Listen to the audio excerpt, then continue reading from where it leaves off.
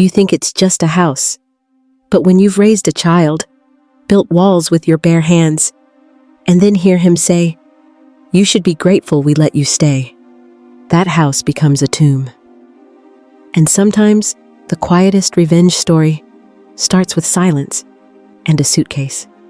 When my husband passed, the silence in our little New Jersey apartment became unbearable. His slippers still sat by the door. His coffee mug, chipped on the rim, gathered dust by the sink. I would sit for hours at the kitchen table, listening for footsteps that would never return. One day, I opened the windows. The sunlight poured in, warm and clear. That same afternoon, I put the apartment up for sale. I used the money to buy a piece of land just outside Albany. It wasn't much, just a patch of green surrounded by old fences and untamed trees. But I saw something in it, a place to start over, to breathe again. I built a small 2-room cottage at the far end, with a little porch and space for a garden. For the first time in months, I felt alive. That's when Greg called. He had just lost his job. His lease was up. His voice cracked on the phone. "Mom, can I stay with you just until I get back on my feet?" What kind of mother would I be if I said no? Of course, I said yes.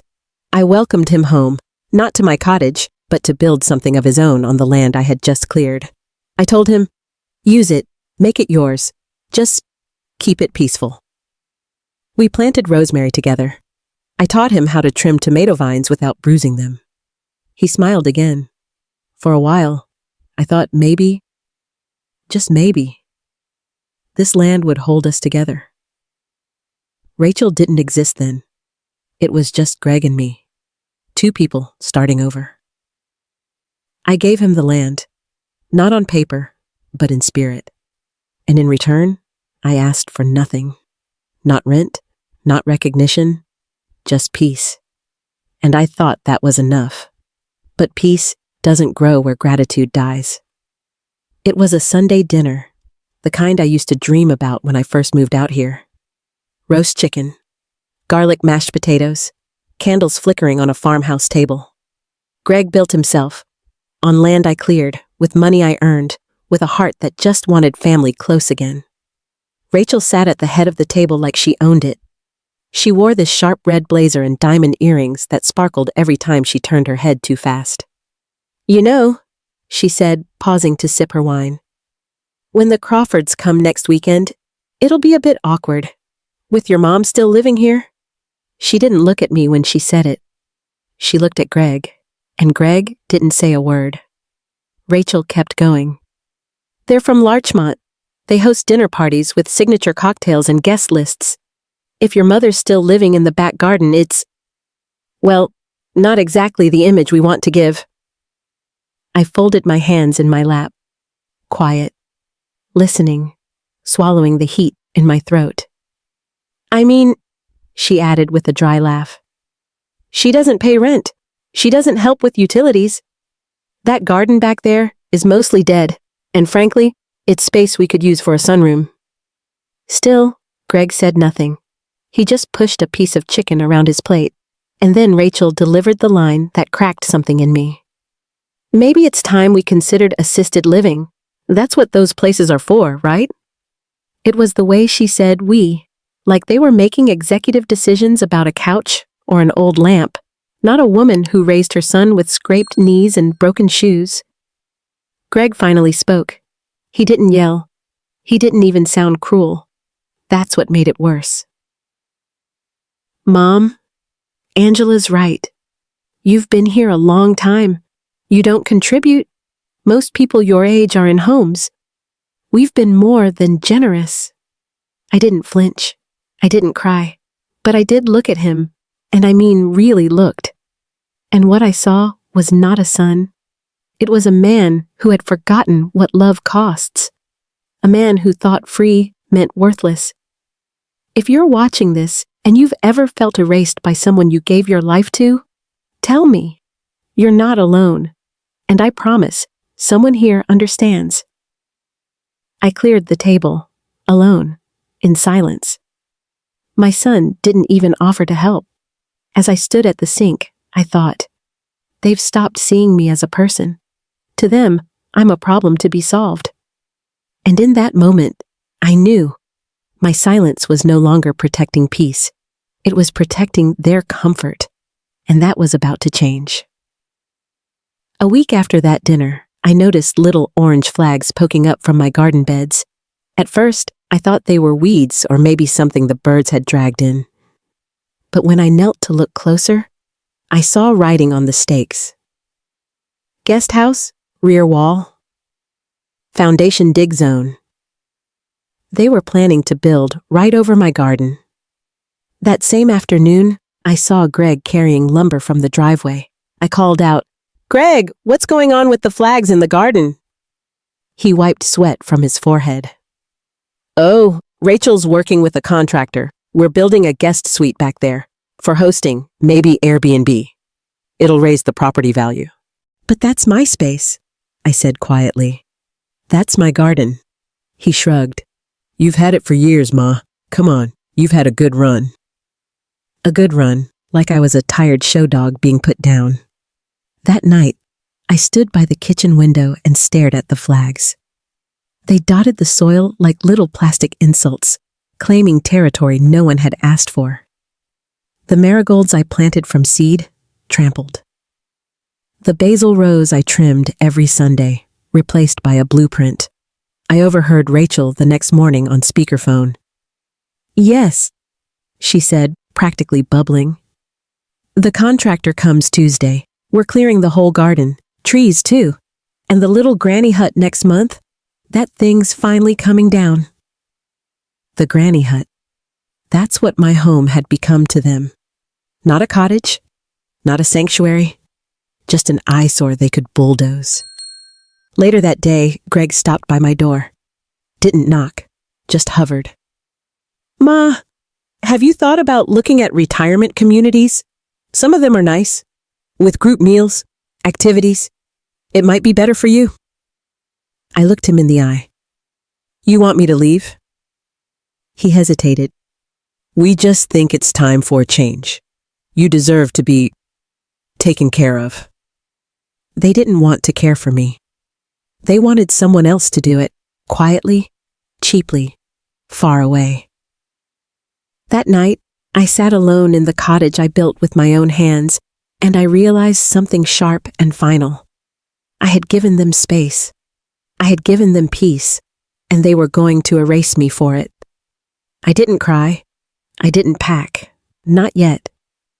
But something inside me stood up, and it would not sit down again. The night after Greg suggested I deserved to be taken care of, I didn't sleep. I sat at my little kitchen table with a single candle burning down to the base. The cottage smelled like rosemary and old wood. I ran my hand along the drawer's edge, then opened it. Inside was a worn manila envelope. I hadn't looked at it in years. The deed. My name, Evelyn Monroe, was written in clean black ink on every page. I never signed it over. Not to Greg, not to anyone. He assumed I had. They both did. I laid the deed beside a folded property map. Their house, my garden, the gravel walkway Rachel had redesigned without asking. All of it, every inch, sat on my land. Then another paper caught my eye. An old letter tucked behind the deed. A job offer for Greg, 3 years ago, from Tilden and Fairstone Developments, a real estate firm. They wanted him as a junior project lead. I remembered how proud he was when he got the offer, until he read the salary. "This is beneath me," he'd scoffed. "I didn't go to college to pour concrete for minimum wage." He turned them down, and now, 3 years later, they were still growing, still building. A quiet thought flickered in the back of my mind. I picked up the phone. "Benedict Law Offices," a woman answered. "Hi," I said. "This is Evelyn Monroe. I need to speak with Paul Benedict. It's about a piece of land, and it's urgent." Within 24 hours, I was sitting in Paul's office. The deed and property documents spread across his desk like a puzzle I had already solved. "I want to sell the land," I told him. "To whom?" he asked. I slid the old job offer across the table. His eyes widened. You want to sell it to them? Yes, I said. He looked at me, then smiled softly. You always were smart, Evelyn. I didn't smile back. I wasn't doing this to be clever. I was doing this because I finally saw the truth. They didn't break me. They simply reminded me I still held the ground they stood on, and it was time they remembered that too. I left before the sun rose. My old suitcase, canvas with a sticky zipper, was packed with just the essentials. A maroon sweater, a pair of soft walking shoes, a photo of Greg when he was 6, sitting in a bucket of soapy water, grinning with 2 front teeth missing. And the deed. I didn't leave a note. I didn't slam a door. I simply locked the cottage behind me and walked to the end of the gravel drive, where a cab waited. The driver called me Mrs. Carter. I hadn't used my maiden name in decades, but it felt right. Like returning to a part of myself I'd once abandoned for the title of mom. I moved into a small apartment on the 10th floor of a building in the city. Clean, quiet. Hardwood floors. A balcony with enough sun for a pot of basil and mint. I unpacked slowly, methodically, like I was reintroducing myself to my own life. At 9 a.m., I met with the representative from Tilden and Fairstone, a young woman named Natalie, sharp, professional, kind. The firm has been trying to acquire that corner lot for over a year, she said, reviewing the deed with a reverence Greg never showed it. This seals the development zone. We're prepared to move quickly. Purchase finalized by Friday. Demolition scheduled for next week. I nodded once. Make sure the notice is delivered by hand. Of course, she said. Any preference for the timing? Sunday morning, I replied. They'll all be home. And so I waited quietly, just like I always had. But this time, not from a place of powerlessness, but from clarity, from peace. I wasn't hiding. I wasn't hoping. I was reclaiming. They thought they could push me out of their lives quietly. What they didn't realize was I'd already walked out, silently, completely, and on my own terms. In my new apartment, I stood by the window with a mug of tea and watched the city breathe. Lights flickered like faraway stars. A life humming just beyond the glass. And for the first time in a long time, I didn't feel like a burden. I felt like a woman again, a whole one. And I hadn't raised my voice once.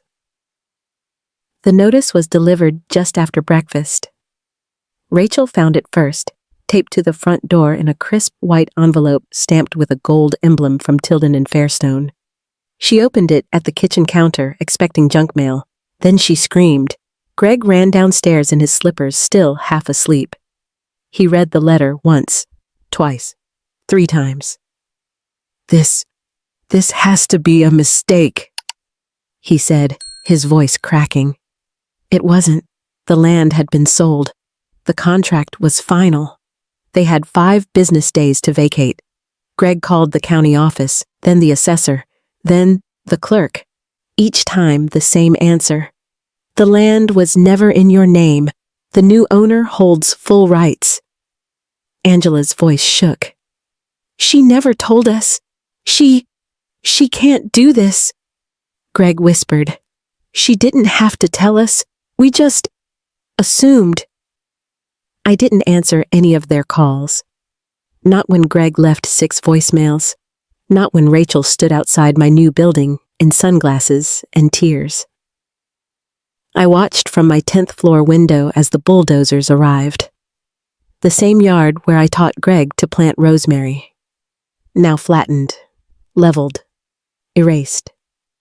The home they built, without asking, without gratitude, was coming down, one wall at a time. Rachel shouted at the construction crew. This is illegal! This is our home! The foreman looked up calmly. You built a house on land you didn't own, ma'am. That's not illegal. That's just unfortunate. By sunset, the garden was gone. By the next morning, their dream home was no longer standing. Greg came to see me on the third day. He looked older, smaller, like a child again. "Mom," he said, voice shaking. "I'm sorry. We didn't know. I didn't mean—" I handed him an envelope with the signed deed. "You never asked who it belonged to," I said softly. The next day, Rachel came too. No makeup, no heels. Just regret on her face. "I thought you'd never do it," she said. I looked at her and replied, "That was your first mistake. If you've ever been made to feel like your presence was a burden, if someone erased your name from the home you built with love, know this: you don't need to shout to be heard. You don't need revenge to reclaim your worth. You just need to remember who you are." Have you ever chosen quiet dignity over loud anger? Share your story in the comments. You never know who might need to read it today.